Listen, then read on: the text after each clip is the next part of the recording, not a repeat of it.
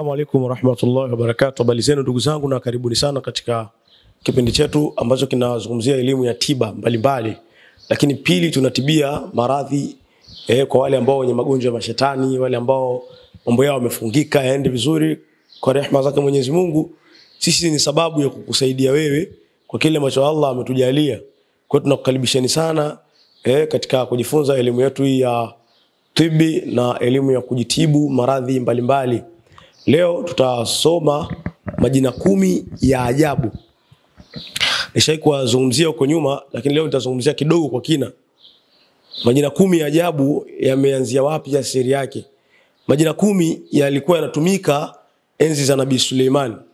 Yaani majina hayo yalikuwa yanatumika enzi za Nabii Suleiman, ambao Nabii Suleiman alikuwa na uwezo kutumia kwa ajili ya kuamuru pepo, kuamuru chochote kile. Kuna baadhi ya watu pia huko baada mbele watu wenye elimu kubwa, wazee wa zamani, walikuwa wanatumia majina haya kwa ajili ya kuwaitia viumbe, kwa sababu majina haya ni majina yenye nguvu sana katika kuamuru kiumbe yoyote na akakotii. Yaani haya majina ukiyaweza kuyatumia kwa ufasaha, unao uwezo wa kumwamuru yoyote yule na akakusikiliza. Lakini pia ukiyatumia vizuri majina 10, unao uwezo wa kuita kitu kikaja mithili ya kupepesa macho. Lakini pia majina haya 10 unao uwezo, mfano labda mwanamke wako amekukimbia, unataka kumrudisha, ukiyasoma kwa ufasaha haya majina 10 haifiki siku 7, huyo mwanamke atarudi na atakupenda mapenzi makubwa. Lakini pia majina haya 10 ukiyatumia vizuri, unao uwezo wa kupata chochote kile unachokitaka katika ulimwengu. Mvuto unaweza ukaiweka kwenye pete, watu wakakusikiliza. Unaweza pia ukaiweka kwa kutumia fimbo yako, fimbo ikawa na maajabu makubwa, mtu akakutii, jini yoyote ukamuita na akakusikiliza. Kuna kipindi tulikuwa tunapenda kukaa na wazee sana. Kuna mzee mmoja alikuwa anaitwa Mzee Mangilile. Yule mzee alikuwa na tabia ya kukwambia, sasa ameshafariki, alikuwa na tabia ya kukwambia tangulieni mimi nakuja. Hata kuwe na umbali gani anatembea kwa miguu. Lakini cha ajabu ambacho kilichokuwa kinanifikirisha kila wakati, yeye alikuwa na tabia kwamba sisi tunakaa tunaenda na gari, yeye tunamwacha, lakini ndo anaanza kufika alikuwa kwa miguu. Sasa siku moja kipindi na zula katika elimu ya kuita viumbe, kuna kiumbe kimoja lilinifundisha. Hilo jini lilikuwa lina tabia kunifundisha elimu ya tibi. Sasa mimi nilikuwa nasumbiriwaga sana na kichwa. Nilikuwa naumwa kichwa mara kwa mara. Sasa siku moja alinitokea kiumbe kimoja, akanambia mimi ndio kiumbe ambaye nilikuwa nakufanya unaumwa kichwa, lakini leo nitakuelekeza elimu ya tibi. Yaani nitakuelekeza elimu ambayo unaitaka. Sababu aliniuliza unataka kitu gani? Kama mimi nataka nijue elimu ya tiba nije kuwasaidia watu. Akanambia nitakuelekeza tiba na utajua elimu ya tibi, na wewe utakuwa miongoni mwa watu ambao utawasaidia watu kwa idhini yake Mwenyezi Mungu. Tulienda kuna sehemu tulipofika, akanambia hapa ni sehemu ambayo utulivu tunakuwa tunasoma. Akanitolea kitabu, iko kitabu mpaka leo hii ninacho ndani. Hiyo kitabu kina habari nzuri sana kuhusiana na tiba. Ina kila elimu ya tibi unaijua wewe, na elimu ambayo ukifanya lazima uitoe majibu biidhnillah. Baada ya kujua hiyo elimu, ndani ya kile kitabu sasa nikakutana na majina 10 ya ajabu ambao walikuwa wanatumia watu wa kale.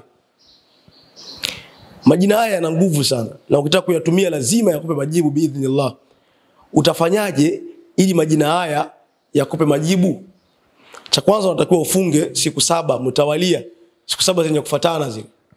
Hauli chenye roho, lakini pia unakuwa umevaa mavazi meupe. Unaanza kuyasoma haya majina. Kuna jina la kwanza ni Sandi Bayail au Sandi Bayali. Hilo ndio jina la kwanza miongoni mwa majina 10 ya ajabu. Ili jina la kwanza unaweza ukalitumia unavyotaka wewe kumuitia mpenzi, kwa sababu kila jina lina maana yake, namna kumuitia mpenzi na ina namna yake ya kuitia mpenzi. Siku moja alikuja mtu pia akataka yeye apawe na mvuto wa kupendwa na watu na apandishwe cheo. Nilimtengenezea hilo jina la kwanza ambalo Sandi Bayail, na jina la mwisho ambalo ni jina la 10 Swar Fayayali, ni jina la 3. Mimi nikamtengenezea jina la 10.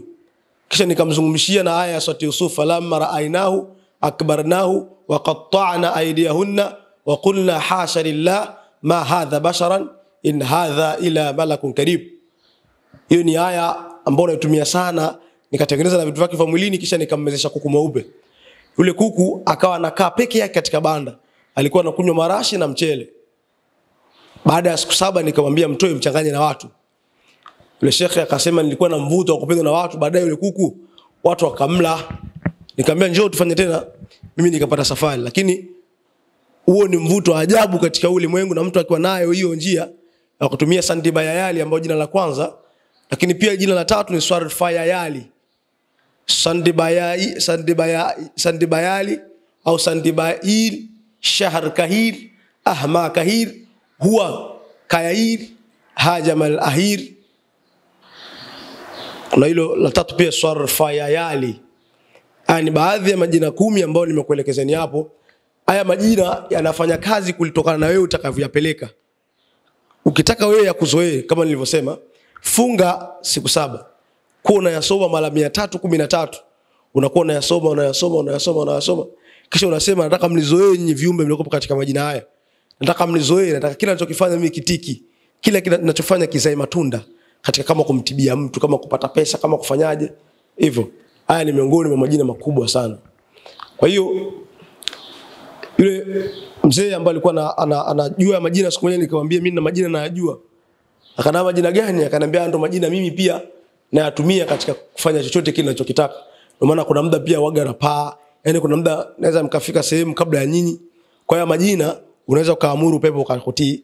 Unaweza, watu walikuwa na uwezo wa kuinamisha mti kwa kutumia majina 10 ya ajabu na mti unainama. Lakini pia wengine walikuwa wanafanya mtu unashangaa kupitia karibu unakuwa na hofu na muogopa. Kwa ufalme, yani vitu kwa kutisha, watu kukusikiliza, watu kukupenda, kupata unachokitaka, mapenzi ya kusumbui tena. Ukiweka kwenye pete yako inakuwa na bahati kubwa sana. Mimi pia nao fimbo yangu ambao nimeweka majina 10 ya ajabu, lakini pia nimeyaweka na dua la njiwa pamoja na majina ya viumbe ambao nimeweka humo ndani. Hiyo pete ni hiyo fimbo ni natumia sana. Siku moja nitakuja nitakuonesheni. Kwa hiyo majina 10 leo nimeyasema kwa uchache. Part 2 pia inshallah nitasema kwa kina na nitasema kwa maelezo yake ya kina kwa ufasaha, kwa sababu lengo langu nyinyi muelewe. Baada ya kusema haya, mtu akiuliza jina la kwanza ni nini, mwambie Sandibayayil, Swarfayayali, Shahr Kahir, Ahma Kahir, Hajamal Ahir. Hao ni majina baadhi katika majina 10. Baada ya kusema haya, ili ya kuzoea majina 10, basi utakuwa ufunge siku 7 na uanze kuyataja taratibu na uyaseme kwamba umeyafanyia au unayaita kwa lengo gani. Ila pindi unaposema majina 10, watakiwa ukae sehemu peke yako, uwe umeelekea kibra, uwe ni mtu ambaye hujamsengenya mtu, uwe mtu msafi ambaye ni tahara kabisa.